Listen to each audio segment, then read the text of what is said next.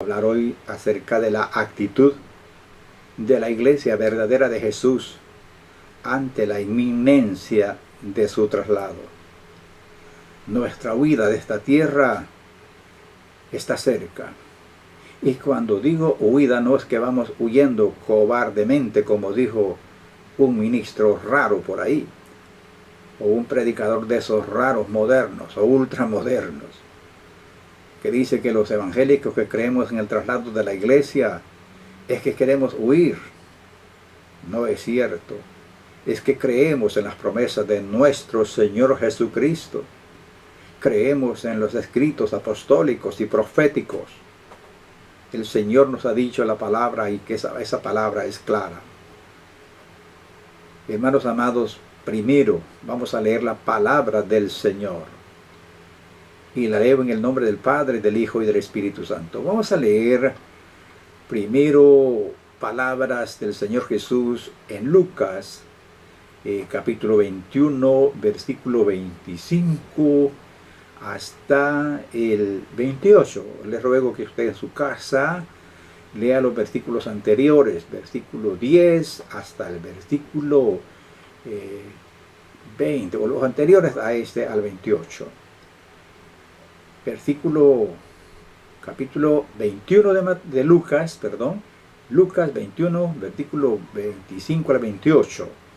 Y les ruego que en casa lean los anteriores para que tengan más amplio el entendimiento de este pasaje de la Santa Escritura. Lo leo siempre en el nombre del Todopoderoso Dios Padre, Hijo y Espíritu Santo. Dice nuestro Señor Jesús así: entonces habrá señales en el sol, en la luna y en las estrellas, y en la tierra angustia de las gentes, confundidas a causa del bramido del mar y de las olas, desfalleciendo los hombres por el temor y la expectación de las cosas que sobrevendrán en la tierra, porque las potencias de los cielos serán conmovidas. Entonces verán al Hijo del Hombre que vendrá en una nube con poder y gran gloria. Cuando estas cosas comiencen a suceder, erguíos y levantad vuestra cabeza, porque vuestra redención está cerca. Vuestra redención está cerca. Escuche estas palabras. También vamos a leer 1 Corintios 15, 51 al 58. Dice así: he aquí os digo un misterio. No todos dormiremos, pero todos seremos transformados en un momento, en un abrir y cerrar de ojos, a la final trompeta, porque se tocará la trompeta, y los muertos serán resucitados incorruptibles, y nosotros seremos transformados, porque es necesario que esto corruptible se vista de incorrupción, y esto mortal se vista de inmortalidad. Y cuando esto corruptible se vista de incorrupción, y esto mortal se haya vestido de inmortalidad, entonces se cumplirá la palabra que está escrita: sorbida es la muerte en victoria. ¿Dónde está, oh muerte, tu aguijón? ¿Dónde, oh sepulcro, tu victoria? Ya que el aguijón de la muerte es el pecado, y el poder del pecado la ley. Mas gracias sean dadas a Dios, que nos da la victoria por medio de nuestro Señor Jesucristo. Así que, hermanos míos, amados, estad firmes y constantes, creciendo en la obra del Señor siempre, sabiendo que vuestro trabajo en el Señor no es en vano. Palabra del apóstol Pablo.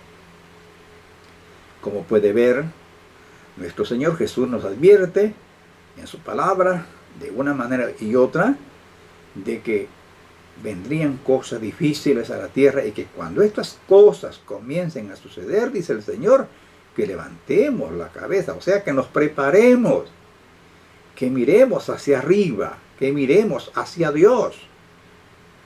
¿Ve? Que abandonemos el pecado y lo miremos a Él, porque pronto viene a llevar su pueblo.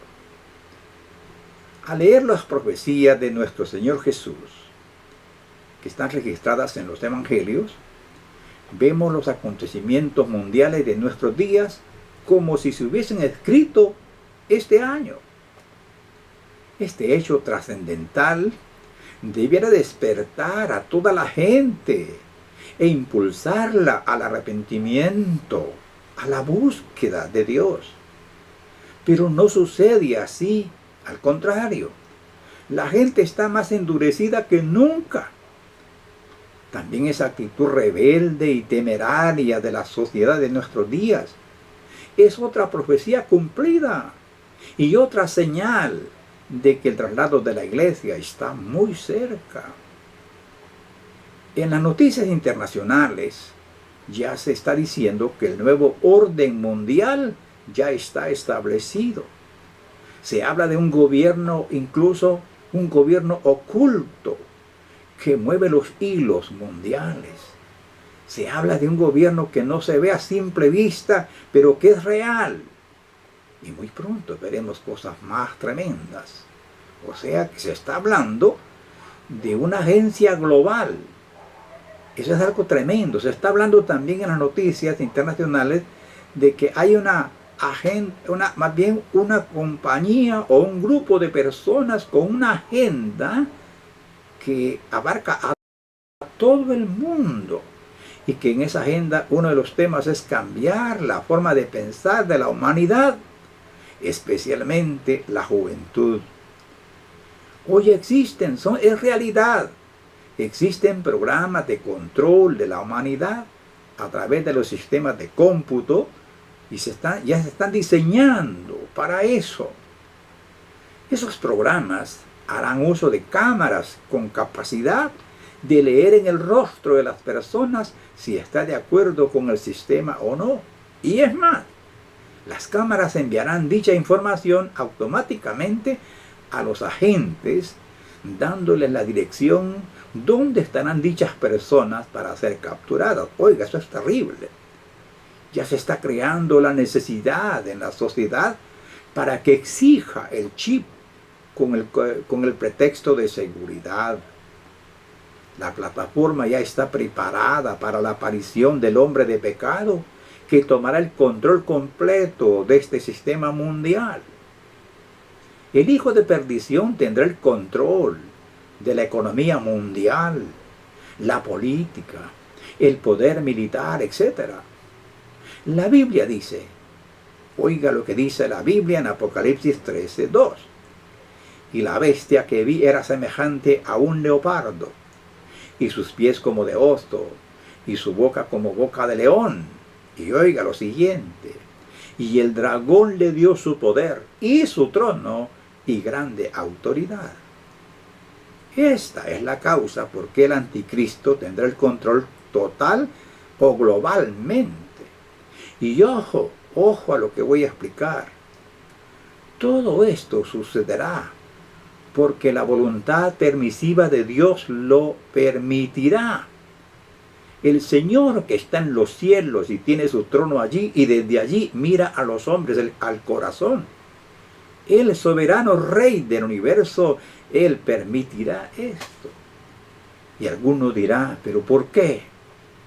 ¿Por qué el Señor permitirá tal calamidad y tanto desastre a la humanidad? ¿Sabe por qué? Porque la humanidad no quiso escuchar la verdad de su palabra y despreciaron su amor.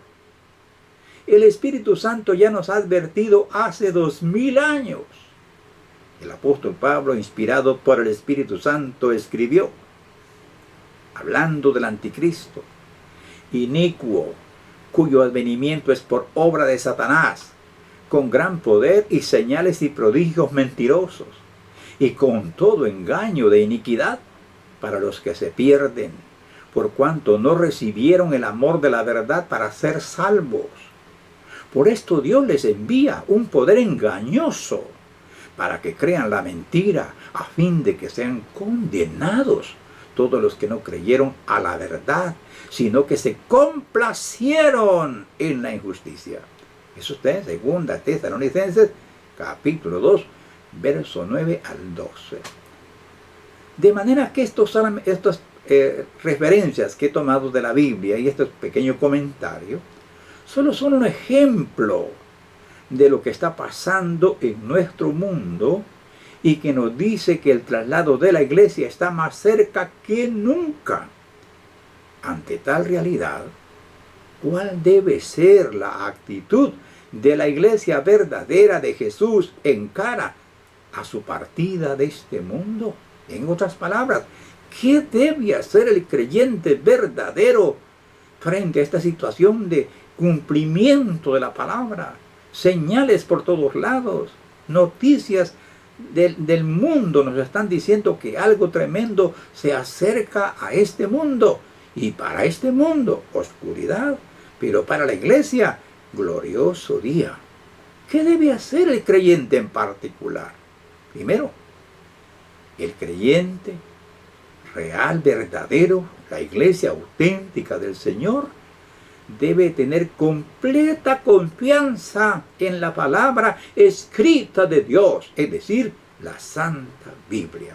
Repito, mientras el Señor viene, porque ya pronto va a venir a llevar su iglesia, la iglesia debe de estar confiando plenamente en la palabra escrita de Dios, es decir, la Santa Biblia. Nuestro Redentor nos ha dicho claramente con sus propios labios que la Biblia, su palabra, es digna de confianza, que es la palabra infalible de Él. Él dijo, el cielo y la tierra pasarán, pero mis palabras no pasarán. Esa es la palabra del Señor. Por eso la iglesia debe de estar confiando plenamente, repito, una y cuantas veces sea necesario, tener confianza plena en que la Biblia es la palabra inspirada por Dios.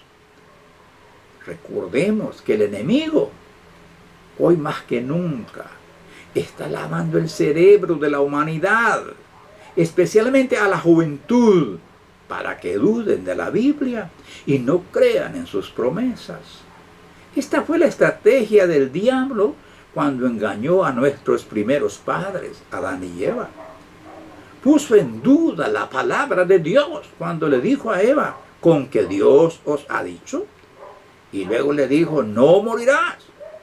El enemigo siempre procura falsear las Escrituras, desacreditar las Escrituras, desacreditar la Biblia, porque es el fundamento de nuestra fe. Si la Biblia no es lo que dice ser, entonces estamos acabados y somos unos locos con esperanza en algo que no es cierto. Pero estamos seguros que la Biblia ha probado por milenios que es la palabra de Dios y por tanto tenemos que estar confiando firmemente en sus promesas. La iglesia, hay otro tremendo problema que yo veo. La iglesia militante está siendo sacudida por el enemigo y además hasta siendo sacudida. Hablo la iglesia en general. No hablo de una denominación, hablo de la iglesia en general. Está siendo tocada, está siendo seducida por el diablo para que vaya haciendo a un lado la Biblia. Esa estrategia del enemigo para debilitar la iglesia. La iglesia militante, la iglesia en general, está prefiriendo las cosas que le funcionan, aunque contradigan la palabra escrita de Dios, la Biblia. Es algo terrible. Se están prefiriendo los criterios personales, los intereses personales, el crecimiento numérico, aunque violemos las Escrituras, por favor. Eso no debe hacerse así. Es estrategia del enemigo para que la iglesia haga a un lado la Biblia. La iglesia está débil. La iglesia está siendo infiltrada o están metiendo enemigos dentro de la iglesia porque la iglesia ha bajado la guardia y ha guardado la Biblia e interesan más sus propias opiniones. Está una cosa importante, amado hermano.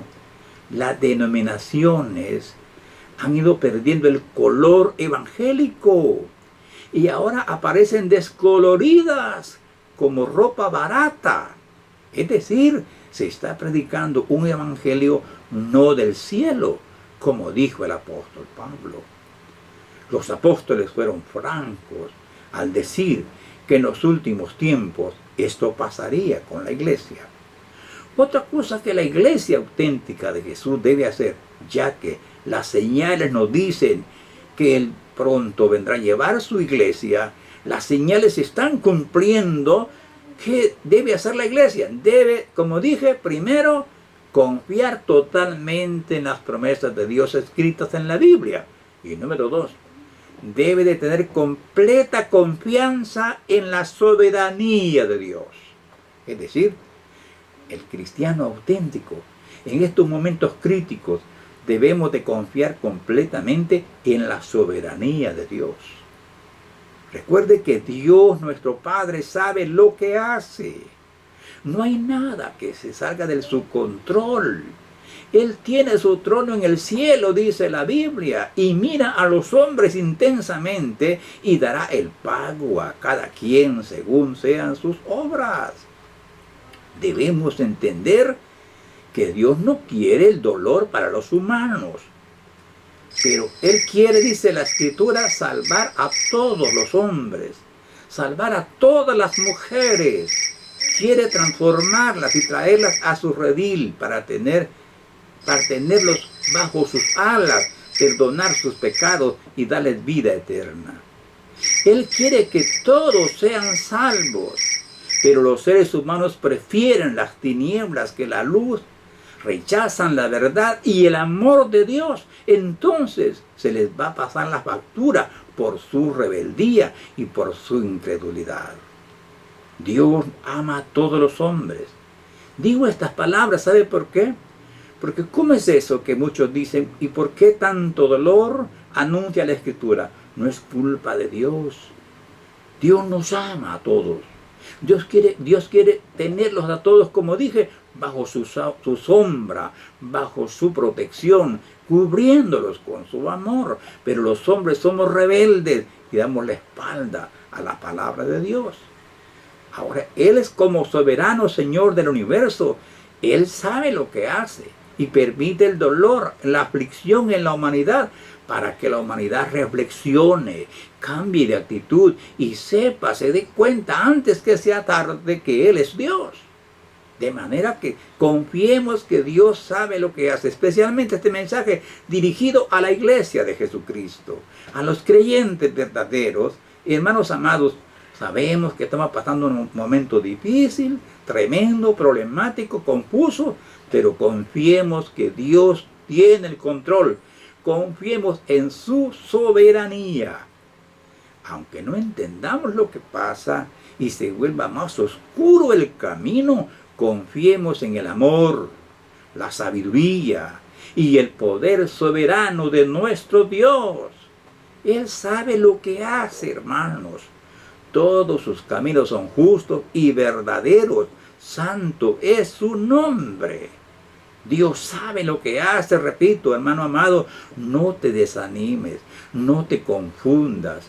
Confía en Dios, Él va a hacer las cosas en la forma que Él sabe y en el momento que Él quiera. Y todo lo que hace es para su gloria y bien de su pueblo.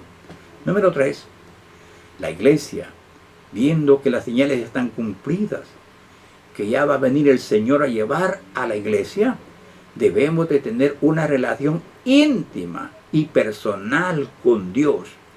Hoy en este momento, mientras usted escucha este mensaje, tal vez lo pase por alto. Yo le ruego, no trate de tergiversar la verdad. Por el amor de Dios, trate de comprender, de atencionar, reflexionar en este mensaje. Y vaya a la Biblia con corazón abierto. Usted debe atender a la voz de Dios. Hoy, quizás estas palabras no las tome en cuenta, pero muy pronto vas a ver que estoy diciéndole la verdad de Dios.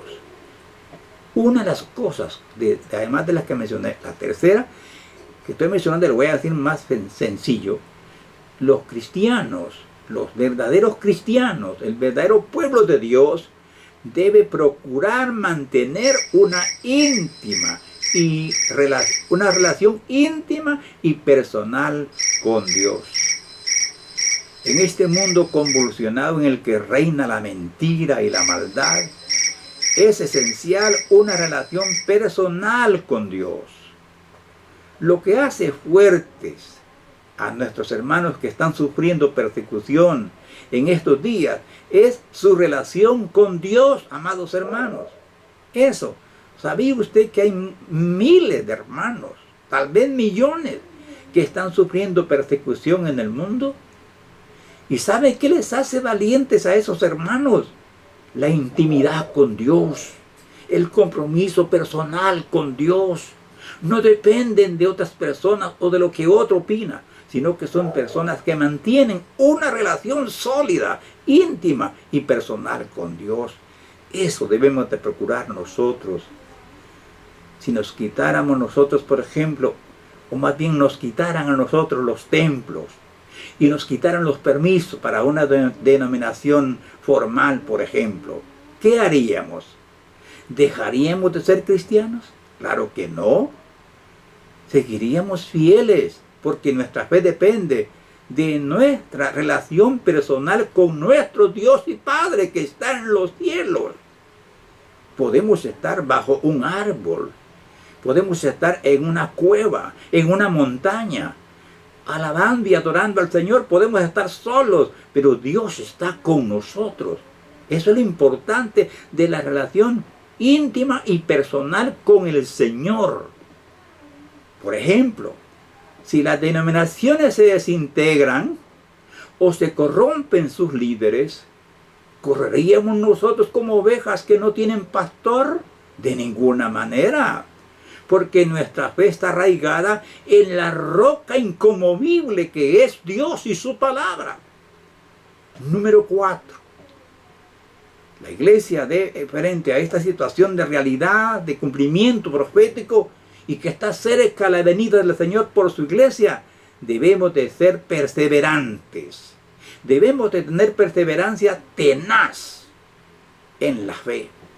Está escrito en la Biblia, amados hermanos, el que persevere hasta el fin, este será salvo.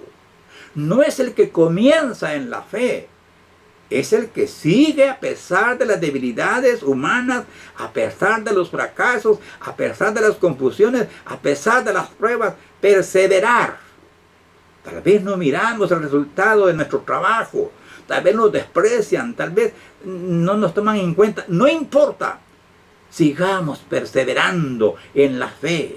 No es del hombre que viene la recompensa, es de Dios. Dice el Señor en Apocalipsis 3, 2 y 3. En varias oportunidades, en 7 oportunidades, dice el Señor, sé fiel hasta la muerte. Sé fiel hasta la muerte. Sé fiel hasta la muerte. La palabra del Señor. La Biblia nos dice que nosotros somos de los que perseveramos y no de los que retrocedemos. La iglesia debe perseverar. Sí, entiendo. Estamos pasando un momento muy difícil, confuso, problemático, pero perseveremos creyendo. No perdamos la esperanza, no perdamos la fe, no perdamos el fervor de servir al Señor, no bajemos las manos, sino que mantengámonos firmes, perseverando. Recuerde lo que Pablo dice. Dice que sigamos trabajando en la obra del Señor siempre, porque el Señor recompensa el trabajo de los siervos del Señor. Y por último, la iglesia debe demostrar con hechos que tiene fe en Dios. En otras palabras, ya que las profecías se están cumpliendo y que es posible pronto escuchemos la trompeta final del llamado celestial y el traslado de la iglesia, quizás está más cerca que lo que cuando creímos o cuando comenzamos a creer. ¿Qué tenemos que hacer? Demostrar al mundo que somos hijos de Dios, hermanos míos.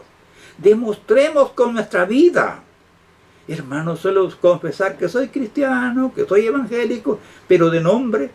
Uno puede andar un letrero en la frente, soy evangélico, o en el pecho, o andar gritando en la calle que es evangélico, pero si vive mal no le sirve para nada. Demostremos al mundo que somos hijos de Dios por nuestros hechos.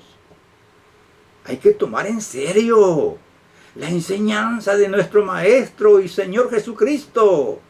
Él dice, así alumbre vuestra luz delante de los hombres, para que vean vuestras buenas obras y glorifiquen a vuestro Padre que está en los cielos. Mateo 5, 16. También dice el Señor que el árbol se conoce por el fruto. Con nuestros hechos vamos a demostrar que Dios vive en nosotros. Una persona demuestra quién vive en su vida, Dios o el otro. En conclusión, amados hermanos, lo que está sucediendo en el mundo es evidencia poderosa e irrefutable de dos cosas. Número uno, que la Biblia es la palabra infalible de Dios. Dos, que la iglesia verdadera de Jesucristo muy pronto será sacada de este mundo. Muy pronto se oirá el sonido de la final trompeta, y los muertos en Cristo volverán a la vida incorruptibles, y los que estén vivos serán transformados en un abrir y cerrar de ojos.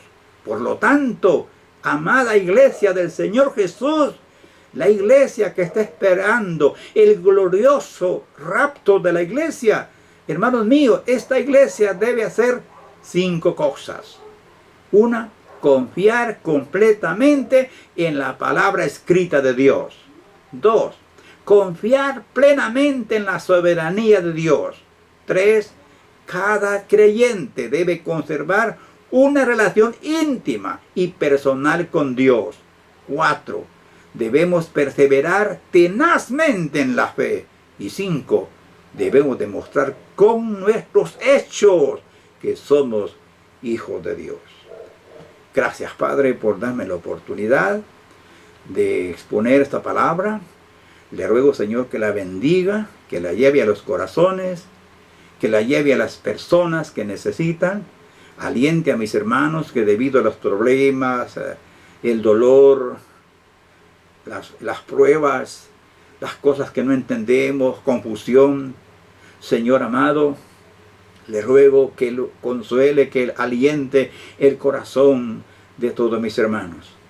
Señor, perdone nuestros pecados, perdónenos, Padre, porque por nuestros hechos o nuestras actitudes, Señor, hemos ofendido tu santa presencia. Hemos, Señor, entristecido al Espíritu Santo. Perdónanos, Padre, y auxílianos, ayúdanos para seguir adelante. Bendice a tu pueblo, bendice a tus siervos, fortalécenos y danos la gracia divina para hacer tu voluntad. Bendice a mis hermanos, Señor, que están escuchándome ahora. Yo los bendigo en el nombre de Jesucristo. Que sean bendecidas sus familias, que sean bendecidas sus vidas, Señor, y que la palabra de Dios corra y sea glorificada. En el nombre de Jesucristo. Amén. Bien, amados hermanos, gracias por haber estado con nosotros y que la paz del Señor Jesús gobierne sus vidas.